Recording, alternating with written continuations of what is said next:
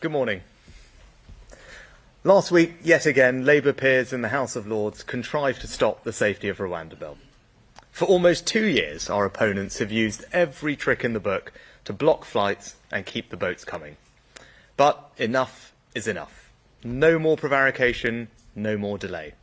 Parliament would sit there tonight and vote no matter how late it goes. No ifs, no buts. These flights are going to Rwanda. We are going to deliver this indispensable deterrent so that we finally break the business model of the criminal gangs and save lives. Starting from the moment that the bill passes, we will begin the process of removing those identified for the first flight. We have prepared for this moment. To detain people while we prepare to remove them, we've increased detention spaces to 2,200. To quickly process claims, we've got 200 trained, dedicated caseworkers ready and waiting. To deal with any legal cases quickly and decisively, the judiciary have made available 25 courtrooms and identified 150 judges who could provide over 5,000 sitting days. The Strasbourg Court have amended their Rule 39 procedures in line with the tests set out in our Illegal Migration Act, and we've put beyond all doubt that ministers can disregard these injunctions with clear guidance that if they decide to do so, civil servants must deliver that instruction. And most importantly, once the processing is complete, we will physically remove people. And to do that, I can confirm that we've put an airfield on standby, booked commercial charter planes for specific slots, and we have 500 highly trained individuals ready to escort illegal migrants all the way to Rwanda, with 300 more trained in the coming weeks. This is one of the most complex operational endeavours the Home Office has carried out. But we are ready, plans are in place, and these flights will go come what may. No foreign court will stop us from getting flights off. Rwanda is ready too, and I'd like to thank the government of Rwanda for their work in strengthening their asylum system, passing legislation, and setting up a new appeals tribunal. The next few weeks will be about action. But whilst I'm conscious people want deeds, not words, I'm not going to outline now exactly what will happen when.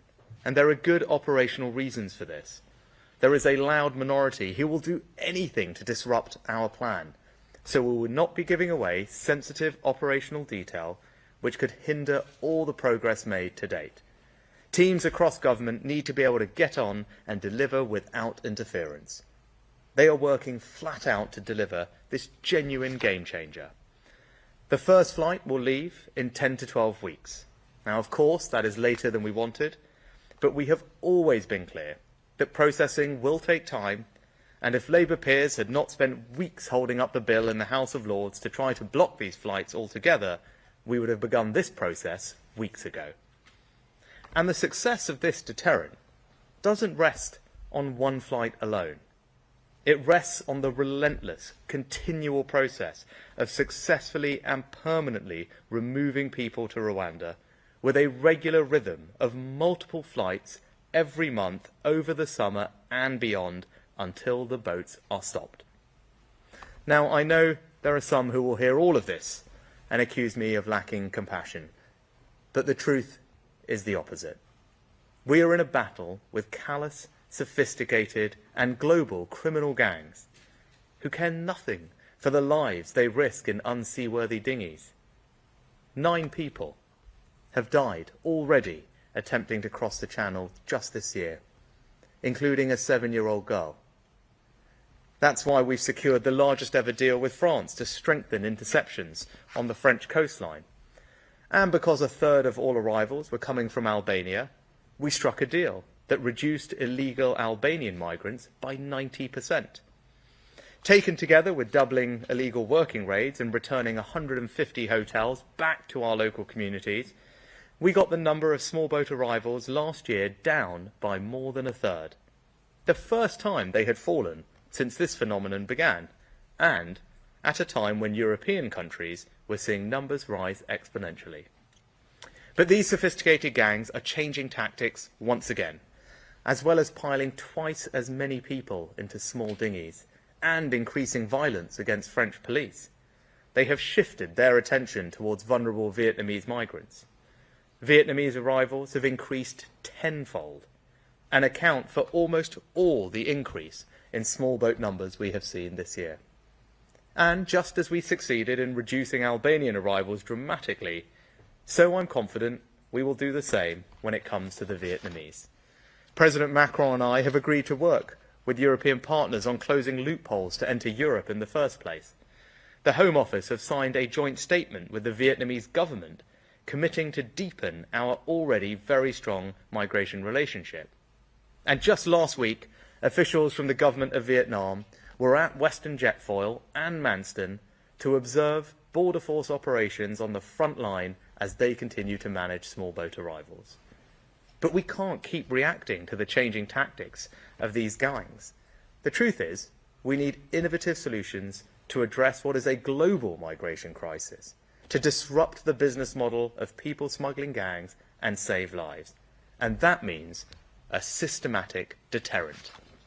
The only way to stop the boats is to eliminate the incentive to come, by making it clear that if you arrive here illegally, you will not be able to stay. And this policy does exactly that. And be in no doubt about the choice that the country will face later this year. The Labour Party have no plan. They would have no treaty, no bill, and no flights to Rwanda. They are resigned to the idea that you will never fully solve this problem. Their priority is not stopping the boats, but stopping the planes removing people who have no right to be here. And that would achieve only one thing.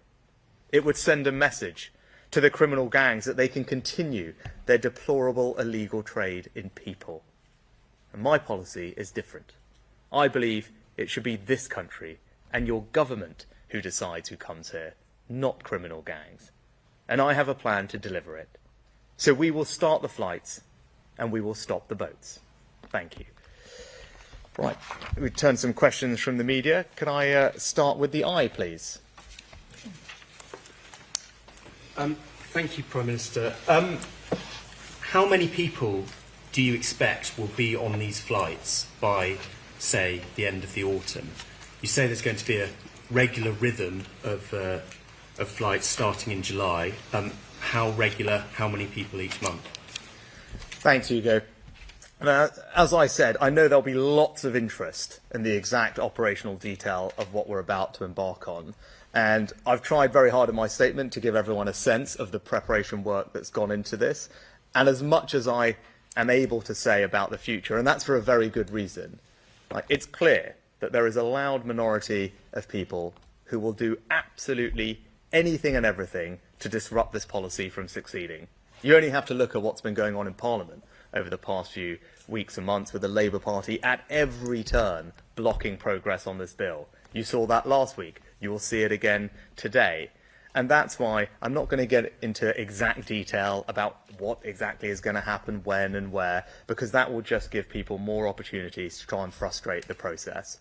But what I can tell you is that an enormous amount of prep work has gone on. We've trained 200 of our best caseworkers. We've increased detention capacity to hold people. We've identified specific dozens of courtrooms, made available the right judges, put an airfield on standby, and, crucially, booked planes, commercial charter planes, for the first flights, trained 500 escorts, and made sure that everything on the Rwandan end is ready for people to be received.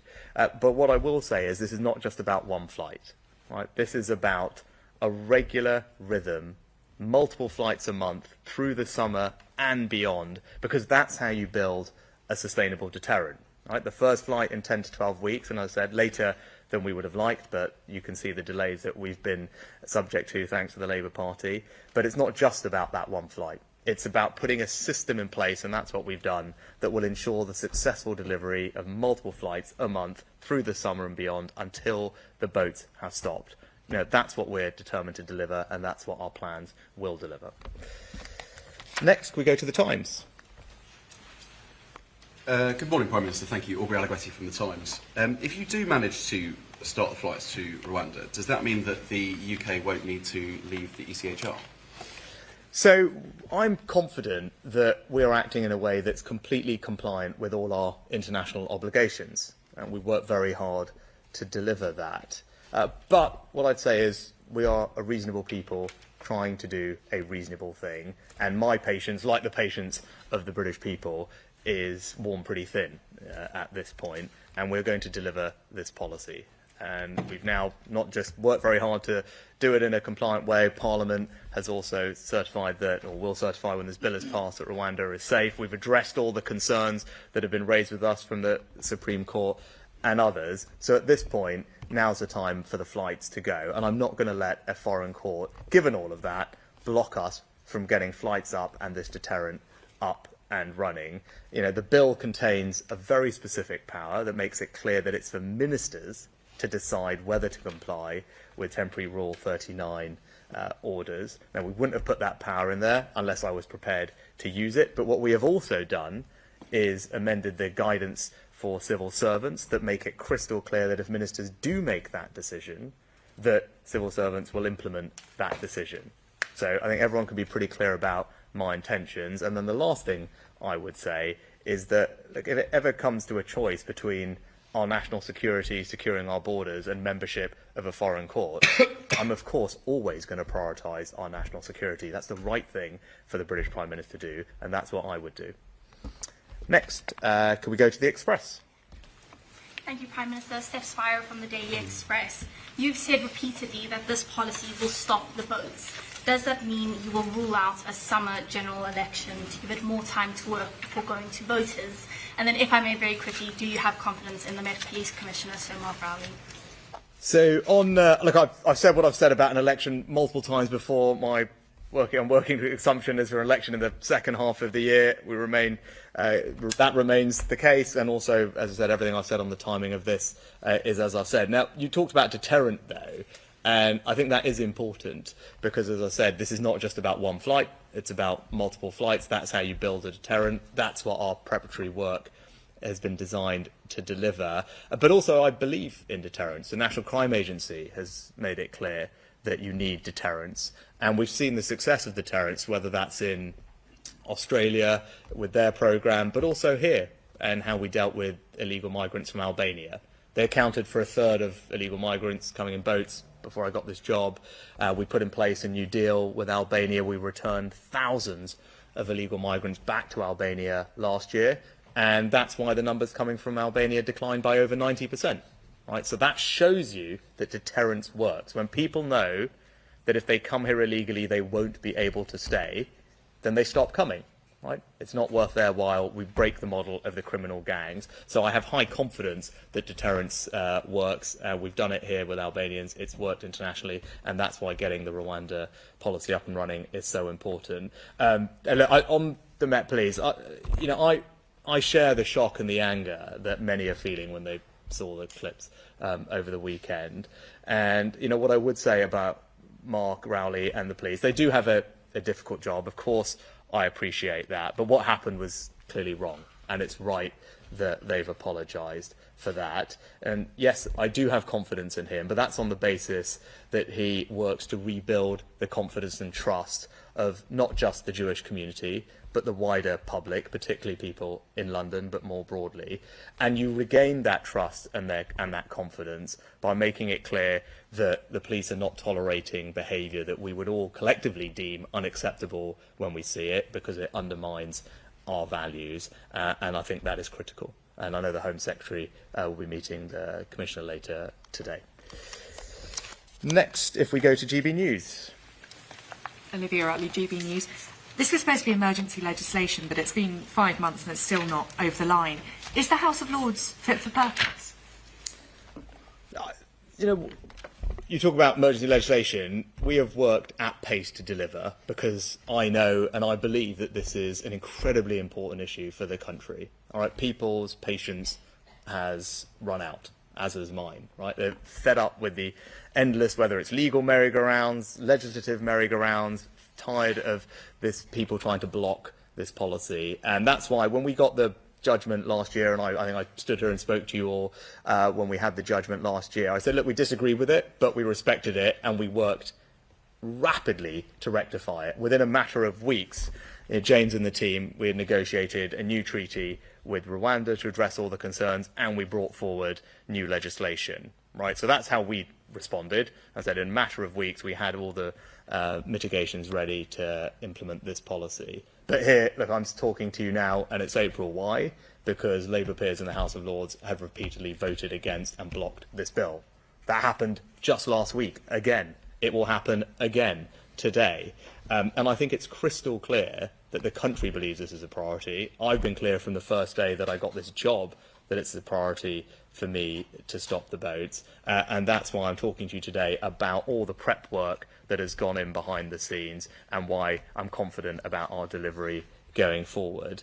And I think, all the team are here, and we chaired the first meeting this morning of the Illegal Migration Operations Committee. Home Secretary stood up a Gold Command operation at their Home Office to deliver this. This is an incredibly complex operation, and I want people to be reassured that whilst the Lords have been taking their time to continually block this policy, we have been getting on working hard to prepare to implement it. And that's what we discussed this morning. As I gave a hint of earlier in answer to a previous question, it is a complex process, but we have been doing everything you would expect us to do to be ready for this moment. Training caseworkers, building detention capacity, getting the judiciary and the courtrooms ready, training escorts, getting charter planes booked, getting an airfield ready, getting the guidance changed, working with the Rwandans, as the Deputy Foreign Secretary has done brilliantly, to make sure they are ready with their people all trained at their end, accommodation ready, asylum systems ready over there. This is an enormously complex operation. We've been working very hard to deliver it, but as I said, people's patience has run thin, my patience has run thin. We want to get this done, and we want to get these planes off. Next, Sky News. Oh, thank you. Prime Minister, you hope to get the flights finally away in the summer. You state your reputation on this policy. Is this a moment of success for you when that bill passes? And do you have to remove thousands of asylum seekers before a general election to close the gap in the polls and regain voters' trust? Success is when the boats have been stopped. Right? That's what the country expects. That's what the government and I are committed to delivering. And yes, whilst 10 to 12 weeks from now is later than we wanted, as I've been talking about, the delay for that is crystal clear and obvious to everybody. You heard Labour peers blocking this time and time again last week, again today. But we've been preparing, and I won't rehash all the things that we've been doing. We've been preparing, we're ready, and we will implement this policy. And what I'd say is, I think people can have some confidence about my commitment to deliver this because of our record to date, right? And I remember when I got this job, there seemed to be this general sense that no one could do anything about this. Like, this is just something we had to live with. It was just a fact of modern life. The numbers had gone up every year, doubled, quadrupled over the past few years before I got this job. And I didn't think that was right, because this is fundamentally wrong. It's fundamentally unfair that people jump the queue, undermine our sense of fairness, and come here illegally, put pressure on services, and, by the way, risk their lives and are exploited by criminal gangs in the process. None of that is right. And I do think we can do something about it. And I think our record since I became PM is one where we can make a difference. We got the numbers down by 36% last year. For the first ever time, right? For the first ever time, the numbers were down, they were up in Europe. We are now on track to return 150 hotels back to local communities, right? That is fantastic. Communities across the country had seen their local hotel taken over to house illegal migrants. 150 of those returned back to their local communities. We've arrested almost 1,000 people connected with this trade, right? And there's something like over 300 or 400 years worth of jail sentences for those that have already been convicted. We've shut down 7,000 bank accounts. We've arrested thousands of people on illegal working raids. So look, all of that, the asylum backlog, which I said we would clear, we cleared it. We tripled the productivity of our caseworkers. We doubled the number that we hired. We processed more people last year than in the last 2 decades, right? So all of that should give people confidence that you can do something about this issue. Right? If you put your mind to it, you're prepared to go through all this detail and be bold when it comes to solutions like Rwanda, you can get a grip of this problem. Right? We're not there yet by any means, right? But the plan is working. Last year showed, and all those numbers I just gave you show that the plan is working, but we've got to finish the job. Right? We can't, as you saw this year, we've got this increase in Vietnamese. That's the new issue. Last year it was Albanians, or year before it was Albanians. We dealt with the Albanians. We will deal with illegal migrants from Vietnam. But we can't keep playing this whack-a-mole strategy, dealing with it in a piecemeal fashion. You need a systematic deterrent. That's why the Rwanda scheme is so important. That's why the team they're all here, because they've all been working very hard across government to get this up and running. It's not just about me. This is about the government collectively delivering for the British people on an issue that they care about. And I said the contrast when that election comes, and I won't go over this election thing all over again, other than to say that there's a clear contrast to that election, right? We are a party, we are a government that cares about this issue because it's wrong. We fundamentally think illegal migration is wrong, it's unfair, it's dangerous, and the government is going to do something about it. We have a clear plan to do something about it. Yes, it's novel, I get that. Yes, it's radical, but that's what this situation demands, right? And our track record shows that we can deliver, and in spite of everyone trying to block us, the Labour Party at the front of that queue, right, we will get this done, and that is a choice at the next election. If you care about this issue and you want something done about it, then it's really only one party that's going to deliver that for you, because the Labour Party can't tell you at all what they would do about this issue. And worse than that, they have actively tried to frustrate us at every turn. I talked earlier about the 900 people that we've arrested, right, with the powers that we've passed. The Labour Party voted against that, right? There's a very tangible difference, right? Those are new powers that a Conservative government passed that have now led to the arrest of almost 1,000 people, sentenced to almost 500 years' worth of jail time. The Labour Party didn't just kind of, sit back. They literally voted against that. And that is helping us bring these numbers down and tackle this trade and save people's lives. And if it was up to them, all those people will be out on the streets continuing to ply this awful trade. Right, so that's the contrast when that general election comes. Right, next, Talk TV. Peter Cardwell, Talk TV. The Rwandan President, Paul Kagame, you met him recently. He has said that money could be returned if this scheme doesn't work. We know the Buwiza housing development, 70% of that housing development has been sold. It was originally meant to be from people who were sent to Rwanda. You've talked about the preparation a lot on the UK side. You've talked a little bit about the Rwandan side. How confident are you that even though the migrants might be on board, that the Rwandans still are? Yeah, so I met President Kagame just the other week when he was in London. We have a very good, close relationship, and we're very lucky. Our Deputy Foreign Secretary, Andrew, has a very long-standing relationship with the Rwandans and the Rwandan government, and has been crucial in making sure that we work well together. But to your point, Peter, that they're doing absolutely everything that is required to make sure that this scheme is successful. Just to give you a sense of that, they've got initial reception accommodation centres ready, Hope Hostel being the first one, and longer-term accommodation beyond that will provide accommodation for thousands. The Home Office have now helped to train, I think at last count, 69 different Rwandan asylum decision-makers. There are almost 40 Rwandan lawyers that are ready to provide extra legal assistance. Judges have also been trained. The co-presidents of the new appeal body in the treaty have already been selected, and the Joint Monitoring Committee has already been set up. So thanks to Andrew and the Home Office's work, I think we're in very good shape, actually, and Paul is completely committed to making this partnership work. Whenever we've needed something from them, when we've had to address concerns that have been raised by our courts, they've been willing to work with us. We've done it constructively and collaboratively. And I think the question you should ask, and Andrew spoke to this morning, is why? Why? Because Rwanda cares about tackling this issue, right? It has proudly already hosts more than 135,000 people seeking safety. They're as passionate as we are about ending this awful global illegal migration crisis. They've got a proud track record working with the UN for Libyan refugees, for example.